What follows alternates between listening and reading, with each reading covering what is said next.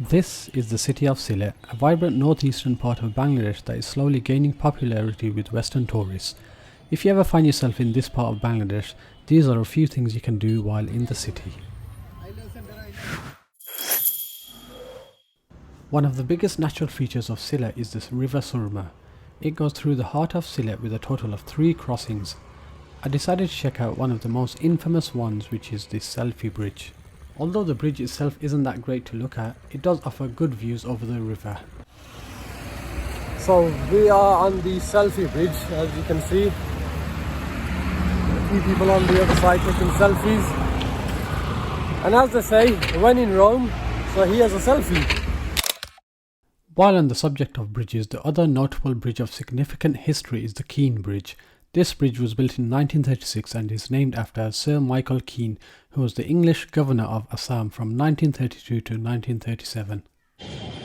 This is the famous Keane Bridge, up close and personal. Its good days are long gone. The entire thing's rusted. Somehow it's still standing. They have stopped large vehicles, heavy trucks coming over it. Some do occasionally attempt to cross it, but generally it's just rickshaws, CNGs and people on foot crossing it. While visiting the Keane Bridge, you might as well check out the oldest clock tower in Bangladesh.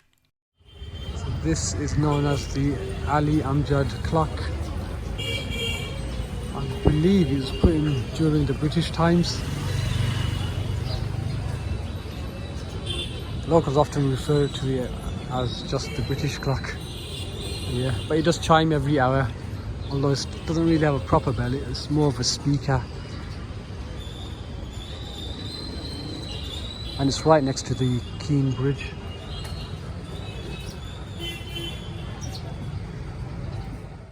Another significant name you'll hear across Bangladesh is Hazrat Shah Jalal. In fact, Dargah airport is named after him. His name is often linked to the spread of Islam in this region in the 14th century. His burial place and shrine is located in northern Sylhet. His burial place is located just up those stairs. People visit from all over to pay their respects. There are certain legends that exist around the story behind the fish located in this pond within the Shah Jalal area.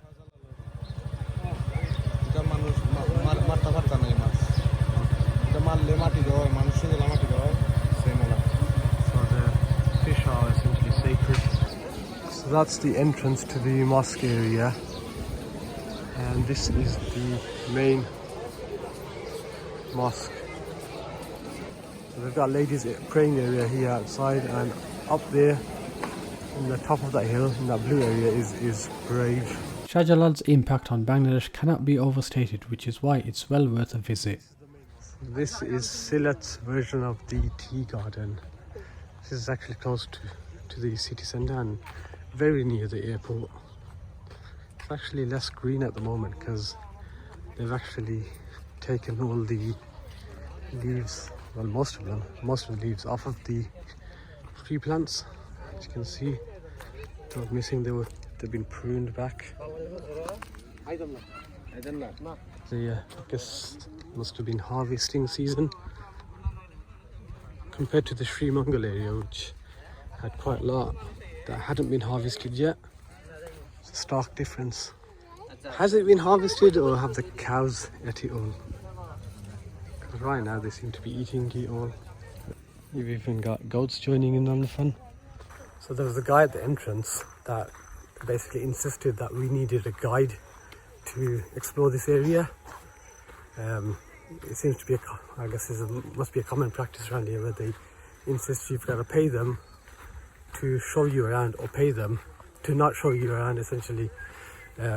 One way or another they want you to pay.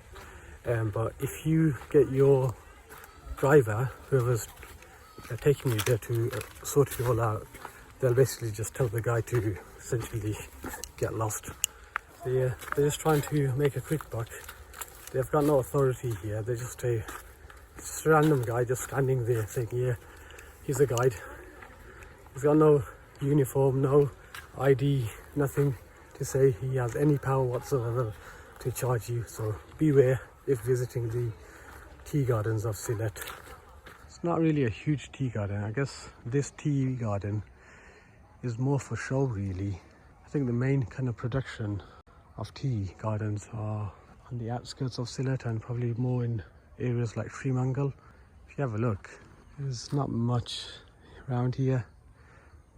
I guess probably because we're in a built up inner city area of Sylhet. Okay, we're going to try and get to the top of this hill. It's quite easily doable with sensible shoes. The only thing you have to be aware of is that a lot of this is dust, and the dust can be deceivingly slippery. This is a rare hill in Bangladesh because the country is actually quite flat. In fact, it's really flat. This is one of the few hills that you can have access to. Wow.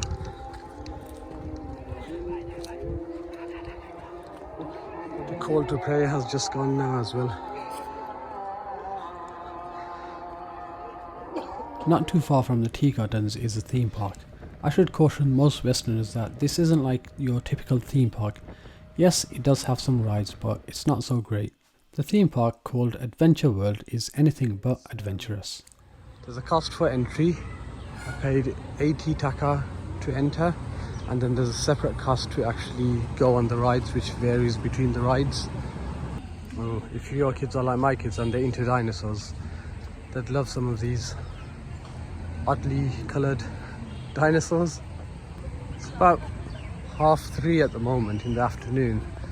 A lot of the rides do seem to be closed. I wonder if they open up more of their rides later on in the evening. I guess a lot of these places would be more illuminated and probably look a lot better in the night time. So you've got a train set there, then you've got this rickety old ride. Looks a bit dodgy. I would say it probably is more than a bit dodgy. Look at that, you've got plants growing in there. Doesn't look like this has been maintained much. So you've got a merry-go-round. You have, it's like an amphitheatre. I assume they would have some shows on at some point. There probably is a schedule that you'd probably have to ask them about. Ooh, and look in the background there, you've got a Ferris wheel. So continuing on, you have some trampolines. You've got some slides, cup and saucer, and I think over there, yep, you've got some electric bumper cars. There's not many people using them, so there's not really much to bump into other than the sides. You've got some more kids rides here, and you have some water pedal boats. So try your hand at some of these games. So the shop guy's trying it out now to show how it's done. Makes it look easy, doesn't it? Right, let's try this one out. It's a gun, pellet gun, and I have to try and get these targets.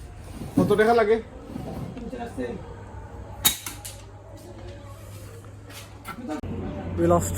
You should know better really. If you've ever tried these games, you always lose. So it's probably not somewhere I'd recommend it, to be honest, unless you have kids. If you have kids, then yeah, probably worth a visit in the evening or afternoon. But yeah, I wouldn't kill too much time here.